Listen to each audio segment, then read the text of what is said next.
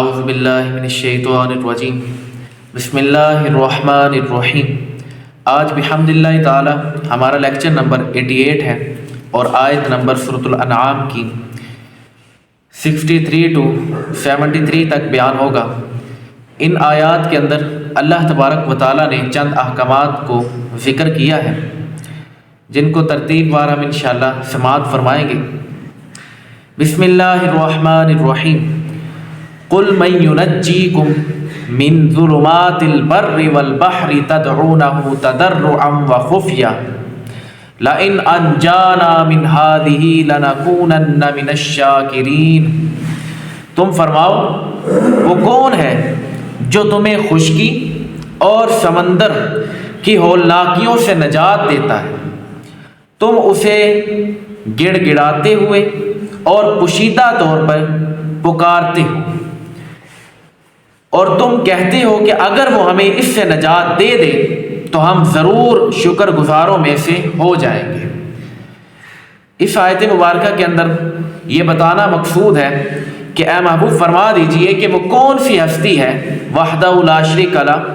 کہ جو تمہیں خشکی اور سمندر کی ہولناکیوں سے نجات دیتی ہے۔ یعنی بندہ چاہے خشکی میں چاہے تری میں کہیں پہ بھی بندہ پھنس چکا ہے یا کہیں پہ بھی بندہ گرفت میں آ چکا ہے تو صرف اور صرف ایک ہی ہستی ہے، وہ اللہ تبارک و تعالیٰ کی ہستی ہے جو ان تمام چیزوں سے گنجنوں سے بندے کو نکال سکتی ہے۔ تو یہاں پہ نبی علیہ السلام کی زبان اقدس سے یہ الفاظ نکوالے گئے اور فرمایا کہ لئن انجانا من هذه لنكونن من الشاکرین، اور تم کہتے ہو کہ اگر وہ ہمیں اس سے نجات دے دے تو ہم ضرور شکر گزاروں میں سے ہو جائیں گے۔ یعنی اگر واقعی میں ہمیں اس مشکل سے اگر ہمیں نجات مل جائے تو ہم شکر گزاری پہ آمادہ ہو جائیں گے۔ قل اللہ ینجیکم قل اللہ ینجیکم منہا ومن کل کرب ثم انتم تشرکون۔ تم فرماؤ اللہ تمہیں ان ہولناکیوں سے اور ہر بے چینی سے نجات دیتا ہے، پھر بھی تم شرک کرتے ہو۔ یعنی اللہ ہی ایسی ایک ذات ہے جو تمہیں ہر طرح کی مصیبت کے اندر سے نکال دیتا ہے، اور تمہیں کسی بھی تکلیف کے اندر اگر تم پہنچ چکے ہو پھر تم دعا کرتے ہو تو اللہ تمہیں وہاں سے نکال دیتا ہے۔ اس کے باوجود بھی تم کسی کے ساتھ اللہ تبارک و تعالیٰ کو شریک ٹھہراتے ہو، یعنی اللہ کے مقابلے میں تم وَتَجْعَلُوا لِلَّهِ أَنْدَادًا یعنی کہ ند کھڑے کرتے ہو، بتوں کو کھڑا کرتے ہو اللہ کے مقابلے کے اندر، یا کسی کو بھی تم اس کے مقابلے کے اندر کھڑا کرو گے وہ سارا کا سارا تمہارا شرک ہے۔ تو ان چیزوں کو بھی تم دیکھو کہ اللہ تبارک و تعالیٰ تمہاری نعمتیں تمہارے اوپر نواز رہے اور تمہیں نجات دے رہا ہے ہولناکیوں سے، اس کے باوجود تم شرک کر رہے ہو۔ تو ان چیزوں سے باز آ جاؤ۔ قل هو القادر على ان يبعث عليكم عذابا من فوقكم او من تحت ارجلكم او يلبسكم شيعا ويذيق بعضكم بأس بعض انظر كيف نصرف الآيات لعلهم يفقهون۔ تم فرماؤ وہی اس پر قادر ہے کہ تم پر تمہارے اوپر سے یا تمہارے قدموں کے نیچے سے عذاب بھیجے یا مختلف گروہ بنا کر آپس میں لڑا دے اور تمہارے ایک کو دوسرے کی لڑائی کا مزہ چکھا دے۔ دیکھو ہم کس طرح بار بار آیتیں بیان کرتے ہیں تاکہ وہ لوگ سمجھ جائیں۔ یہاں پہ اس چیز کو بالکل واضح کر دیا کہ اللہ تبارک و تعالیٰ یہ ایک واحد ہستی ہے کہ جو تمہارے سروں کے اوپر سے، یعنی جس طرح حضرت نوح علیہ السلام کی قوم، حضرت موسیٰ علیہ السلام کی قوم، ان کے لیے سر سے عذاب آیا اور تمہارے قدموں سے عذاب لے کے آ سکتا ہے۔ وہ کس طرح قارون کو وہیں پہ نیست و نابود کر دیا، زمین کے اندر دھنسا دیا، فرعون کو غرق کر دیا، اس کے پورے لشکر کو، تو قدموں کی جانب سے بھی تمہارے لیے عذاب آ سکتا ہے۔ اور اس سے بڑھ کے اب وہ دو کام تو اس امت سے خارج ہو گئے، یعنی عذاب اب ڈائریکٹ تو نہیں آتا کسی بھی چیز پر۔ تیسرا کام کون سا ہے کہ تمہیں آپس میں لڑوا دیا جائے گا۔ اور آپ دیکھیں کہ مسلمان ہر طرح کے ہر اعتبار سے حسد، بغض، کینہ، ان ساری چیزوں کے اندر گر کے آپس میں لڑ رہے ہیں۔ حتیٰ کہ صحیح بخاری کی حدیث ہے، نبی علیہ السلام نے جب یہ آیت مبارکہ تلاوت کی تو اس کے اندر یہ والے جب الفاظ آئے کہ میں یعنی سر سے عذاب نازل کرے گا اللہ تبارک و تعالیٰ، تو نبی علیہ السلام نے فرمایا میں پناہ مانگتا ہوں۔ پھر اس کے بعد دوسرے الفاظ آئے کہ قدموں کی جانب سے تمہارے لیے عذاب آئے گا، تو نبی علیہ السلام نے پھر زبان سے یہ الفاظ نکالے کہ میں پناہ مانگتا ہوں اس چیز سے بھی۔ اور پھر فرمایا کہ یا تمہیں ایک دوسرے سے لڑوا کے تمہارے لیے اسی کو سخت عذاب بنا دے گا۔ تو اس پر نبی علیہ السلام نے فرمایا یہ کام اس کے لیے آسان ہے۔ یہاں پہ یہ نہیں فرمایا کہ میں پناہ مانگتا ہوں، کیونکہ پچھلے جو 2 کام ہیں، آسمان سے عذاب آنا، زمین سے نکلنا، یہ سارے کے سارے پچھلی امتوں کے اندر تھے۔ اس امت کے اندر اب یہ چیز تو نہیں ہے، لیکن اب ان کے لیے عذاب اس صورت میں ہے کہ ان کو آپس میں لڑوا دیا جائے، ان کو تکلیفوں کے اندر مبتلا کیا جائے۔ تو لہٰذا اگر عذاب سے بچنا چاہتے ہیں تو رب رسول کی پیروی اپنے اوپر لازم کر لیں۔ اور صحیح مسلم کے اندر نبی علیہ السلام کے بارے میں حدیث مبارکہ اسی آیت مبارکہ کے تحت آتی ہے کہ نبی علیہ السلام ایک مسجد میں نماز پڑھی، اور اس کے بعد 3 سوال نبی علیہ السلام نے سب سے فرمایا کہ میں نے اپنے رب سے 3 سوال کیے، ان میں سے 2 کو قبول کر لیا گیا اور 1 کی نفی ہو گئی۔ نبی علیہ السلام نے دعا مانگی اور یہ سوال کیے، ان میں پہلا سوال یہ تھا کہ یا رب العالمین میری امت پر قحط کی وجہ سے عذاب نازل ہو کہ یہ امت برباد نہ ہو، یعنی قحط سالی، یعنی کہ بالکل اناج وغیرہ ختم ہی ہو جائے، فنا ہی ہو جائے، یہ کام اس امت پر نہیں ہوگا۔ تو اللہ تبارک و تعالیٰ نے وہ دعا قبول فرمائی۔ دوسرے نمبر پہ فرمایا کہ انہیں غرق کر کے عذاب نہ دے، یعنی زمین کے اندر دھنسا دینا۔ کوئی بندہ پہلے یہ ہوتا تھا جب بھی کوئی امت گناہ کرتی زمین کے اندر دھنسا دیا جاتا تھا، جس طرح کہ آپ کے سامنے مثالیں ہیں فرعون کی اور قارون کی، ان کو زمین کے اندر دھنسا دیا گیا، غرق کر دیا گیا۔ تو اس امت کے لیے خاصا ہے، نبی علیہ السلام نے دعا کی ہے، صحیح مسلم کے الفاظ ہیں کہ اس امت کے اندر غرق والا عذاب نہ ہو۔ تو اللہ تبارک و تعالیٰ نے وہ والی دعا بھی قبول کی۔ لیکن تیسرے الفاظ جب نبی علیہ السلام نے فرمائے کہ ان میں باہم جنگ و جدال نہ ہو، تو اس دعا کے بارے میں نبی علیہ السلام نے فرمایا یہ قبول نہیں ہوئی، یعنی مسلمان آپس میں، کافر آپس میں، یہ جھگڑا ان کا چلتا رہے گا اور یہی ان کے لیے باعث عذاب بن جائے گا۔ تو ان چیزوں کے اوپر توجہ رکھی جائے اور اس کے مطابق اپنی زندگی گزاری جائے، اپنے آپ کو پوری کوشش کی جائے کہ اس طرح کے عذاب کے اندر مبتلا نہ ہوا جائے۔ بندہ حسد کرتا ہے تب بھی اپنا نقصان، بغض و کینہ رکھے گا تب بھی اپنا نقصان، تکبر کے اندر آئے گا تب بھی اپنا نقصان۔ اس کے بعد فرمایا وَكَذَّبَ بِهِ قَوْمُكَ وَهُوَ الْحَقُّ قُلْ لَسْتُ عَلَيْكُمْ بِوَكِيلٍ، اور تمہاری قوم نے اس کو جھٹلایا حالانکہ یہی حق ہے، اور تم فرماؤ میں تم پر نگہبان نہیں ہوں۔ اب یہ نبی علیہ السلام فرما رہے ہیں کہ اے محبوب، یعنی اللہ تبارک و تعالیٰ نے فرمایا اے محبوب ان سے فرما دیجئے کہ تمہاری قوم نے اس کو جھٹلا دیا، یعنی عذاب کو جھٹلا دیا، یا یہ جو قرآن مجید آیات ہے اس کو جھٹلا دیا اور پسے پشت ڈال دیا، پیچھے کر دیا اور اپنے آپ سے مقدمات آگے چلانا شروع کر دیے۔ اس چیز کو اللہ تبارک و تعالیٰ نے فرمایا اے حبیب آپ یہ فرما دیں کہ میرا کام تو صرف و صرف پہنچانا تھا، باقی دل کے اوپر ہدایت یافتہ اور ہدایت کی مہر لگانا یہ اللہ کا کام ہے۔ تو آپ یہاں پہ اس چیز کی بالکل بھی وکیل بن کے آپ نہیں آئیں گے ان کے سب کے، بلکہ جو آپ کا کام تھا آپ نے پہنچا دیا ہے۔ ایک ایک ذرہ جتنا آپ کو کہا گیا تھا، ڈر سنانا ہے، ان کو خوشیاں سنانی ہے، وہ سب کچھ آپ نے سنا دیا، اتنا ہی آپ کا کام تھا۔ اب آگے جتنا بھی کام ہے وہ اللہ تبارک و تعالیٰ کی ذمہ کرم پہ ہے کہ جس کو چاہے ہدایت دے دے اور جس کو چاہے گمراہ کر دے۔ لِكُلِّ نَبَإٍ مُسْتَقَرٌّ وَسَوْفَ تَعْلَمُونَ، ہر خبر کے لیے ایک وقت مقرر ہے اور ان قریب تم جان جاؤ گے۔ یعنی اللہ تبارک و تعالیٰ نے قرآن مجید کے اندر جتنی بھی خبریں بیان کی ہیں تمام کی تمام پوری لازمی طور پہ ہوں گی، چاہے وہ 10 ہجری میں ہوئی، چاہے وہ خبر اتری نازل تب ہوئی نبی علیہ السلام کے دور کے اندر، لیکن پوری وہ آج کے دور کے اندر ہو، وہ ساری کی ساری خبریں ضرور پوری ہوں گی۔ وقت ان کے لیے اللہ تبارک و تعالیٰ نے مقرر کر دیا ہے، یہ نہیں کہ وہ خبر پوری نہیں ہوگی۔ تو ان چیزوں کو بھی واضح کر دیا۔ وَإِذَا رَأَيْتَ الَّذِينَ يَخُوضُونَ فِي آيَاتِنَا فَأَعْرِضْ عَنْهُمْ حَتَّى يَخُوضُوا فِي حَدِيثٍ غَيْرِهِ وَإِمَّا يُنْسِيَنَّكَ الشَّيْطَانُ فَلَا تَقْعُدْ بَعْدَ الذِّكْرَىٰ مَعَ الْقَوْمِ الظَّالِمِينَ، اور اے سننے والے جب تو انہیں دیکھے جو ہماری آیتوں میں بےہودہ گفتگو کرتے ہیں تو ان سے منہ پھیر لے، جب وہ کسی اور بات میں مشغول نہ ہو جائیں، اور اگر شیطان تمہیں بھلا دے تو یاد آنے کے بعد ظالموں کے پاس نہ بیٹھو۔ یہاں پہ باقاعدہ تلقین کی گئی کہ ایسے لوگوں کے پاس نہیں بیٹھنا کہ جو تمہارے سامنے بیٹھ کے دین کے خلاف ہی باتیں کرتے رہیں اور دین کو ہنسی مذاق بنا دیں اور اس کو پسے پشت ڈال دیں اور دنیاوی طور پہ تمہارے ساتھ بات چیت کرتے رہیں، حتیٰ کہ تمہیں آہستہ آہستہ کر کے تمہارا دین کی جو دولت تمہارے پاس تھی اس کو بھی تم سے کھینچ لیں۔ ایسے لوگوں کے قریب نہیں بیٹھنا جو بات تو تمہارے ساتھ بڑی زیادہ ہائی لیول کی کرے لیکن بات ساری کی ساری تمہارے دین تمہارے دلوں سے نکال دیا جائے، تو اس طرح کے لوگوں کے قریب نہ بیٹھو۔ اور فرمایا کہ اگر تم یہ بات بھول کے بیٹھ گئے، یعنی غلطی سے ذہن میں نہیں رہا اور بندہ باتیں کر رہا تھا کوئی دین کے خلاف اور کرتا رہا، آپ وہاں بیٹھے رہے، تو اللہ تبارک و تعالیٰ نے فرمایا پھر ٹینشن نہیں لینی، پھر جب یاد آ جائے تب وہاں سے اٹھ جاؤ، ان سے وہاں سے بس کنارہ کشی کرنی ہے جہاں پہ دین کے خلاف بات ہوگی۔ اور فرمایا کہ جب تم دیکھو کہ آیتوں کا بےہودہ گفتگو یعنی قرآن مجید کی آیات کا مذاق اڑایا جا رہا ہے اور احادیث کا مذاق اڑایا جا رہا ہے، تو اس وقت وہاں سے پھر پیچھے ہٹ جاؤ، کنارہ کشی کر لو۔ اور اس کے بعد اسی کے متعلق صحیح مسلم کے اندر بڑی خوبصورت حدیث آئی ہے، حضرت ابو ہریرہ راوی ہیں، فرماتے ہیں نبی علیہ السلام نے ارشاد فرمایا آخری زمانے میں جھوٹے دجال پیدا ہوں گے جو تمہارے پاس وہ والی احادیث لائیں گے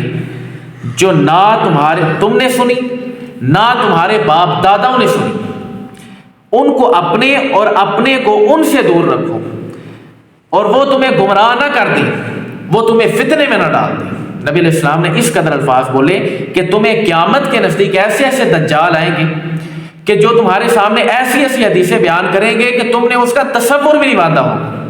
اب یہاں پہ اس چیز کا یہ مقصد نہیں ہے اس حدیث کو بیان کرنے کا کہ آپ کے سامنے ایک ایسی حدیث آ جائے گی جو آپ نے پہلے نہیں سنی، آپ کے علم کے اندر کمی ہو سکتی ہے، لیکن فرق یہاں پہ یہ ہے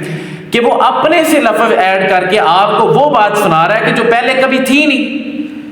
وہ اپنے سے بتا رہا ہے جو یعنی اس نے بات کر دیا اس کو حدیث بنا کے آگے پیش کر رہے ہیں۔ تو اسی وجہ سے نبی علیہ السلام نے فرمایا کہ جس نے جیسے بات سنی اور اس کے اندر اپنی طرف سے کوئی بات کہی اور اس کو حدیث ثابت کیا تو وہ اس چیز کے لیے تیار رہے کہ اس کا ٹھکانہ صرف اور صرف جہنم ہے۔ یعنی حدیث اپنی طرف سے کوئی بندہ بیان نہیں کر سکتا، معتبر حدیث بیان کریں جو ہے اس کو بیان کریں، اپنی طرف سے کھانے قصہ ڈال کے اگر آپ بیان کریں گے تو اس کا پھر عذاب یہی ہے کہ فرمایا وہ سارے کے سارے دجال ہیں۔ تو اس وجہ سے وہ حدیث بیان کریں جو واقعتاً ہے، جن کے اوپر محنتیں کی جا چکی ہیں۔ وما على الذين يتقون من حسابهم من شيء ولكن ذكرى لعلهم يتقون، اور پرہیزگاروں پر گمراہوں کے حساب سے کچھ نہیں لیکن نصیحت کرنا ہے تاکہ وہ بچیں۔ یعنی پرہیزگاروں کا بس اتنا کام ہے کہ جہاں جہاں غلط کام ہو رہے ہیں وہاں پہ وہ جا کے ان کو روکیں، نصیحت کریں، واضح نصیحت کریں، پیار سے احسن طریقے کے ساتھ سمجھائیں، اگر سمجھ میں آتا ہے تو ٹھیک ہے، نہیں تو پھر کہیں کہ میرا کام تھا پہنچا دینا، کیونکہ نبیوں کا کام بھی صرف اور صرف پہنچا دینا ہے، عمل کروانا ہمارا کام نہیں ہے۔ کچھ لوگ عمل کروانے بیٹھ جاتے ہیں، یعنی آپ کی کوئی بات قرآن حدیث کی آپ نے بات اپنا مقدمہ سامنے رکھ دی ہے، اب اتنا کام آپ کا تھا، اب آپ کا حق مکمل ہے، اب اگر وہ نہیں عمل کرتا نا تو وہ عمل کروانا آپ کی ذمہ داری نہیں ہے، کیونکہ وہ کام تو نبیوں کے اوپر نہیں دیا گیا۔ نبی علیہ السلام کو تو یہ نہیں کہا گیا کہ جو بندہ نماز نہیں پڑھتا اس کے پیچھے ڈنڈا لے کے چڑھ جاؤ، نہیں، یہ حکم منع کیا گیا کہ صرف اور صرف پہنچانا آپ کا کام ہے، عمل کروانا اور اس کے دل کے اندر ہدایت داخل ہونا یہ میرے اللہ کا کام ہے۔ نہیں تو سب سے زیادہ اس ٹائم جو بیانات ہوتے ہیں، اس ٹائم جو سب سے زیادہ محنتیں مشقتیں بڑے بڑے علماء بھی اگر کرتے ہیں تو سب سے زیادہ دینی پلیٹ فارمز پاکستان کے اندر ہیں، اور سب سے زیادہ بربادی، دودھ کے اندر ملاوٹ اور گندے کام، وزن ناپ تول کے اندر ملاوٹ، ہر طرح کی برائی پاکستان میں زیادہ پائی جاتی ہے۔ تو یہ چیز آپ دیکھیں کہ اس کا کوئی معیار نہیں، معیار یہ ہے کہ جس کے اوپر اللہ تبارک و تعالیٰ ہدایت داخل کر دے، تو یہ اللہ تبارک و تعالیٰ کی ہی مرضی ہے۔ وَذَرِ الَّذِينَ اتَّخَذُوا دِينَهُمْ لَعِبًا وَلَهْوًا وَغَرَّتْهُمُ الْحَيَاةُ الدُّنْيَا وَذَكِّرْ بِهِ أَن تُبْصَرَ نَفْسٌ بِمَا كَسَبَتْ لَيْسَ لَهَا مِن دُونِ اللَّهِ وَلِيٌّ وَلَا شَفِيعٌ وَإِن تَعْدِلْ كُلَّ عَدْلٍ لَا يُؤْخَذْ مِنْهَا أُولَٰئِكَ الَّذِينَ أُبْلِسُوا بِمَا كَسَبُوا لَهُمْ شَرَابٌ مِّنْ حَمِيمٍ وَعَذَابٌ أَلِيمٌ بِمَا كَانُوا يَكْفُرُونَ۔ اور ان لوگوں کو چھوڑو جنہوں نے اپنا دین ہنسی مذاق اور کھیل بنا لیا اور جنہیں دنیا کی زندگی نے دھوکے میں ڈال دیا، اور قرآن کے ذریعے نصیحت کرو تاکہ کوئی جان اپنے اعمال کی وجہ سے ہلاکت کے سپرد نہ کر دی جائے، اللہ کے سوا نہ اس کا کوئی مددگار ہوگا نہ ہی سفارشی، اور اگر وہ اپنے بدلے میں سارے معاوضے دے دے تو اس سے نہ لیے جائیں گے۔ یہی وہ لوگ ہیں جنہیں ان کے اعمال کی وجہ سے ہلاکت کے سپرد کر دیا گیا ہے، ان کے لیے ان کے کفر کے سبب کھولتے ہوئے پانی کا مشروب اور دردناک عذاب ہے۔ اب اس آیت مبارکہ کے اندر فرمایا کہ جو لوگ اپنے دین کو یعنی خود ہی اس کو ہنسی مذاق کھیل کود بنا لیا ہے، کوئی اس کو سینسٹیو ایشو نہیں سمجھا، پوری زندگی اس کے اندر مذاق میں نکال دی، یعنی اگر پردے کا کہا جائے اس کو بھی مذاق میں ڈال دیا، نماز کا کہا تو کوئی نہیں، نماز تو کیا ہے یار اللہ معاف کر دے گا، اس کو بھی مذاق میں پھینک دیا، یہ سارے کے سارے معاملات کیے۔ تو اس کے بعد فرمایا کہ یہ ایسے لوگ ہیں کہ جن کے سامنے آپ کا بس اتنا حق ہے کہ آپ قرآن حدیث بیان کر دیں، نصیحت پہنچا دیں، پھر وہ عمل نہیں کرتے تو کل قیامت والے دن ان سے کسی معاوضے کو قبول نہیں کیا جائے گا، یعنی کوئی ان کی اجرت وہاں پہ قبول نہیں کی جائے گی، ان کے لیے صرف اور صرف کھولتا ہوا پانی ہے اور دردناک عذاب ہے۔ جنہوں نے پوری زندگی کے اندر اس کو قرآن و حدیث کو مذاق بنا کے رکھا اور سیدھے رستے کی بجائے اپنے اس رستے کے اوپر چلتے رہے جس کے اوپر ان کے آبا و اجداد نے ان کو چھوڑا تھا، تو اس کے اوپر آپ نے بہت زیادہ غور کرنے کی ضرورت ہے کہ اپنے دین کے اندر وہاں پہ پھر نہ کوئی سفارشی اس کو ملے گا، نہ اس کی کوئی شفاعت کرے گا، کیونکہ اس نے پورے دین کو مذاق بنا لیا ہے۔ ایک مسئلہ یاد رکھیے گا اپنی زندگی کے اندر، نماز بندہ نہیں پڑھتا، کمپرومائز ہے کہ کیا پتہ اللہ تبارک و تعالیٰ اگر معاف کرنا چاہے تو کر دے، اللہ کی مرضی ہے، حالانکہ ہے کبیرہ گناہ، لیکن اگر اس کو کوئی حقارت کی وجہ سے یہ الفاظ وہ اسے ادا کر دے اور نماز کیا ہے، نماز کو چھوڑو، تو اس صورت کے اندر فرمایا کہ بندہ اسی وقت کافر ہو جائے گا، کیونکہ اس نے نماز کے توہین کی ہے۔ نماز نہ پڑھنا ایک علیحدہ گناہ تھا، وہ تو ایک گناہ ہو گیا، گناہ کبیرہ کہہ لیں، لیکن جو اس نے توہین کی ہے یہ بندے کو کفر تک لے جاتی ہے، کسی بھی گناہ کے وہ، چاہے وہ زنا کی ہے، چاہے چوری کی ہے، اگر اس کو ہلکا جانتے ہوئے اس نے مذاقاً اس کے اوپر حملہ کیا تو وہ بندہ دائرہ اسلام سے خارج ہو جائے گا۔ تو ان چیزوں کا بھی خیال رکھا جائے۔ قل اندعو من دون اللہ ما لا ينفعنا ولا يضرنا ونرد على اعقابنا بعد اذ هدانا الله كالذي استهوته الشياطين في الارض حيران له اصحاب يدعونه الى الهدى ائتنا قل ان هدى الله هو الهدى وَأُمِرْنَا لِنُسْلِمَ لِرَبِّ الْعَالَمِينَ، تم فرماؤ کیا ہم اللہ کے سوا اس کی عبادت کریں جو نہ ہمیں نفع دینے کا حق رکھتا ہے نہ نقصان پہنچا سکتا ہے، اور کیا اس کے بعد ہم الٹے پاؤں پھر جائیں کہ جب کہ ہمیں اللہ نے ہدایت دی ہے اس شخص کی طرح الٹے پاؤں پھر جائیں جسے شیطانوں نے زمین میں راستہ بلا دیا، وہ حیران ہے، اس کے ساتھی اسے راستے کی طرف بلا رہے ہیں کہ ادھر آؤ، اس کے باوجود تم فرماؤ کہ اللہ کی ہدایت ہی ہدایت ہے اور ہمیں حکم ہے کہ ہم اس کے لیے گردن رکھ دیں جو سارے جہانوں کا پالنے والا ہے۔ یہاں پہ اللہ تبارک و تعالیٰ نے ایک پوری مثال کے ساتھ باب سمجھایا کہ فرمایا کہ اے محبوب فرما دیجئے کہ کیا ہم ان کی عبادت کریں کہ جو نہ نفع کے مالک نہ نقصان کے مالک، اور وہ کوئی بھی ہے من دون اللہ، یعنی کوئی بھی اللہ کے علاوہ کوئی بھی ہو، وہ نہ نفع دے سکتا ہے نہ نقصان پہنچا سکتا ہے، تو کسی کی بھی ہم عبادت نہیں کرتے، یا نہ پتھر کی نہ بتوں کی نہ لات عزا منات کسی بھی بت کی ہم عبادت نہیں کر سکتے، حتیٰ کہ کوئی انسان بھی ہمیں نفع نقصان اس اعتبار سے نہیں پہنچا سکتا حقیقی اعتبار سے جو اللہ تبارک و تعالیٰ پہنچاتا ہے۔ تو اس اعتبار سے فرمایا کہ تم اے محبوب فرما دے کہ ہم اس کی عبادت نہیں کریں کہ جو نہ نفع کا مالک ہے نہ نقصان کا، اور اس کے بعد اللہ ہی ہمیں ہدایت دیتا ہے۔ اور فرمایا کہ اس شخص کی مثال ایسی ہے، یہ اللہ تبارک و تعالیٰ نے پوری مثال سمجھائی، فرمایا ایسی مثال ہے کہ جیسے ایک شخص جا رہا ہے رستے میں، اب اچانک اس کو شیطان کچھ غلط بندوں نے رستہ اس کو ٹیڑھا دکھا دیا، اب وہ اس کی طرف جانے کی کوشش کرتا ہے، پھر صحیح بندہ یعنی نبی علیہ السلام موجود ہے، انہوں نے پھر اشارہ کیا کہ یہ والا رستہ ٹھیک ہے، دوستوں نے کہا کہ یہ والا رستہ ٹھیک ہے، اب وہ وہاں پہ حیران کن ہو کے بیٹھ گیا کہ میں کس رستے پہ جاؤں، حالانکہ اس کو اس چیز کا معلوم ہے، وہ پتہ ہے کہ یہ لوگ میرے دوست ہیں اور یہ لوگ میں جن کو جانتا بھی نہیں انجان ہیں،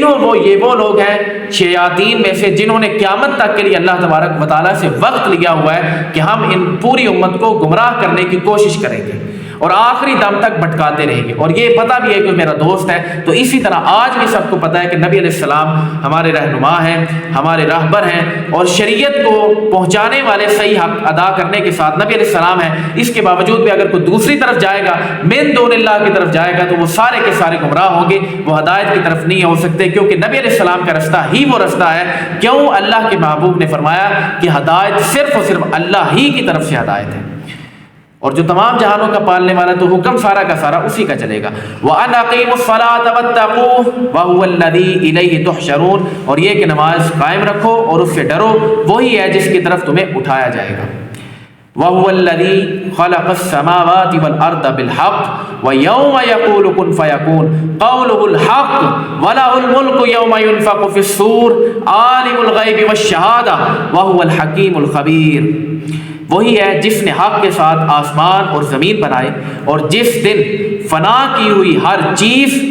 کو وہ فرمائے گا ہو جا تو وہ فوراً ہو جائے گی۔ اس کی بات سچی ہے، جس دن سور میں پھونکا جائے گا اس دن اس کی سلطنت ہے، وہ ہر چھپے اور ظاہر کو جاننے والا ہے، اور وہی حکمت والا خبردار ہے۔ یعنی اللہ تبارک و تعالیٰ کی یہاں پہ شان و عظمت نبی علیہ السلام کی زبان سے بیان کی کہ یہ لوگ سارے کے سارے کہتے ہیں کہ ہم اپنے آباء و اجداد کے دین پر ہیں، ہمارے جس طرح باپ دادا نے ہمیں دین دیا وہی ہمیں قبول ہے، اس کے علاوہ ہم قبول نہیں کریں گے۔ تو یہاں پہ فرمایا کہ ساری کی ساری عزتیں اللہ ہی کے لیے ہیں، نماز پڑھتے ہو بھی اللہ کے لیے ہے، ہر طرح کی سلطنت، حتیٰ کہ جو تمہارا سب کچھ یہ فنا ہو جائے گی دنیا، جب وہ دوبارہ اٹھانے کی باری آئے گی تو وہ بھی اللہ تبارک و تعالیٰ کہے گا کن تو فیکن، وہ اسی وقت فوراً کی فوراً یہ ساری کی سارا نظام قائم ہو جائے گا، لوگ بھی سارے کے سارے وہاں پہ جمع ہو جائیں گے، سور پھونکا جائے تو اس دن کی سلطنت بھی صرف اور صرف اللہ تبارک و تعالیٰ کی ہے، اور وہی ان ساری چیزوں کی حکمت جانتا ہے، اس کے علاوہ کون جان سکتا ہے کہ یہ ساری کی ساری باتوں کی حکمت کیا ہے۔ تو لہٰذا تم خبردار رہو اور خیال رکھو، الا ہوشیار ہو جاؤ اور اس کی تیاری کرنا شروع کر دو۔ تو لہٰذا اللہ تبارک و تعالیٰ ہم تمام کو سیدھے رستے پہ چلنے کی توفیق عطا فرمائے۔ وما علینا الا البلاغ المبین۔